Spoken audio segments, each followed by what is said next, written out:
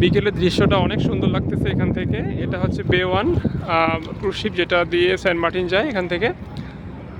বাংলাদেশের সবচেয়ে বিলাসবহুল ক্রুজ। এটা নিয়ে আসে জাপান থেকে।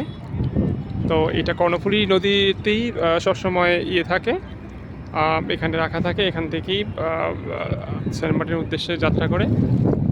তারপরে এই যে আশেপাশে ভিউটা অনেক সুন্দর লাগতেছে, বিকাল তো আসলে। এই যে এখানে এই যে দেখা যাচ্ছে ওপাশটাতে কাফকো ফার্টিলাইজার, এই যে জাহাজ, এই যে কাফকো।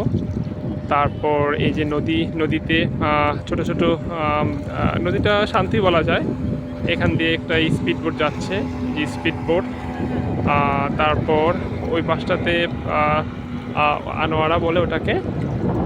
তারপর আকাশে কিছুটা মেঘ দেখা যাচ্ছে। তো এখান থেকে ভিউটা অনেক সুন্দর লাগছে। এই জন্য এই যে ঢেউগুলো আসছে পড়ছে নদীর কিনারাতে, সেই জন্য শব্দ হচ্ছে কিছুটা, নদীর কলকল ধ্বনি। আর এখান থেকে ওই দূরে দেখা যাচ্ছে যে আকাশ যেন নদীর সাথে গভীর মিতালি করেছে। আর নদীর সাথে আকাশটা একেবারেই মানে অ্যাটাচ মনে হচ্ছে। দু জিনিস মনে হচ্ছে না, কারণ আকাশটা মেঘলা থাকার কারণে এখানে অনেক বেশি অন্যরকম একটি আবহাওয়া সৃষ্টি হয়েছে। এখানে অনেক মানুষ ঘুরতে এসেছে।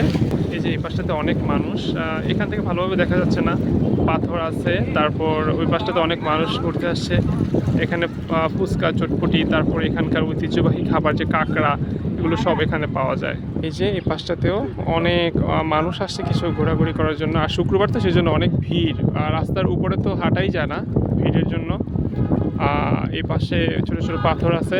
আর এই যে বে ওয়ান ক্রুজ শিপটা।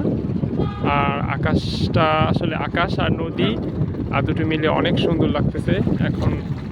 সত্যি আসলে দৃশ্যটা মনে রাখার মতো।